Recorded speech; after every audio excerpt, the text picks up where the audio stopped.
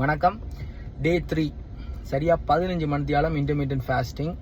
So நேற்றிரவு 7 மணிக்கு தொடங்கினது. இன்றைக்கு காலமாக 10 மணி வரைக்கும் டீ காஃபி ஒன்றுமே இல்லை. ஸோ தனியாக தண்ணி தான். பசிச்சுது, டீ குடிக்கணும் மாதிரி இருந்துச்சு, பட் தனியாக தண்ணி தான். அதுக்கு பிறகு என்னுடைய ஃபர்ஸ்ட் மீல் ஆஃப் த டே வந்து ஒரு நல்ல ஸ்மூத்தி உண்டு. எப்போவுமே இந்த இன்டர்மீடியன்ட் ஃபாஸ்டிங்கில் இருக்கும்போது நாங்கள் முதலாவது மீல் எங்களோடது நல்ல நியூட்ரிஷன்ஸாக ஃபைபராக இருந்துச்சுன்னு சொன்னால் எங்களோட உடம்போட செமிபாட்டு தன்மை நல்லா இருக்குமென்னு சொல்லுவாங்க.